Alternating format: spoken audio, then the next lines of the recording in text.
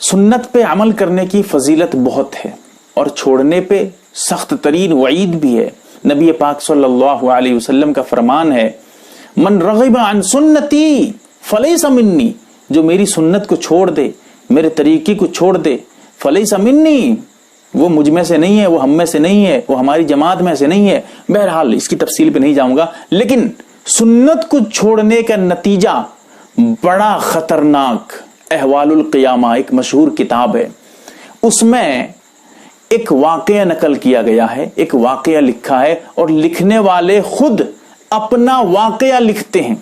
احوال القیامہ میں لکھنے والے کون ہیں؟ زین الدین ابن رجب, بہت بڑے مشہور, حدیث کی کتاب میں ان کا نام ملتا ہے, بڑے مشہور عالم ہیں. انہوں نے ایک واقعہ, اپنا ہی واقعہ لکھا ہے. لکھتے ہیں ایک کفن چور تھا, کفن چوری کرتا تھا. اب کفن چوری کرنے میں وقت گزارا تھا, بہت لمبا ٹائم کفن چوری کرتا تھا.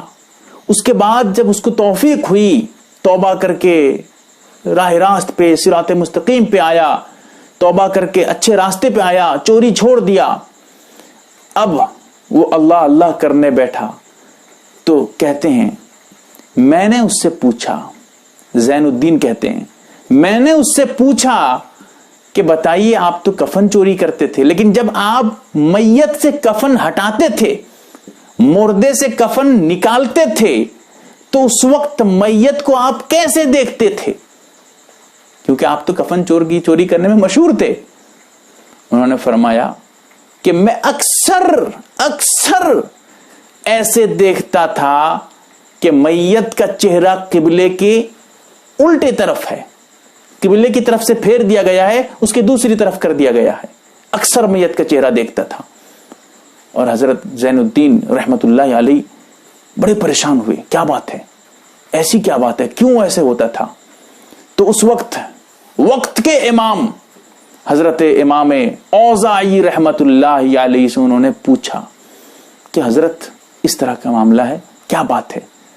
تو انہوں نے کہا ان للہ و انا الیہ راجعون, اللہ رحم کرے, یہ تو صرف اور صرف سنت کو چھوڑنے کی وجہ سے ہے. انہوں نے دنیا میں سنت سے منہ موڑا, اللہ تعالیٰ نے قبلے کی طرف سے مرنے کے بعد ان کا چہرہ موڑ دیا. اسی لیے ہم کو سنت چاہے موقدہ ہو غیر موقدہ ہو, بڑی سی بڑی سنت ہو چھوٹی سی چھوٹی سنت ہو, ہلکے میں مت لینا چاہیے, ورنہ شدید ترین فتنے میں ہم مبتلا ہو سکتے ہیں.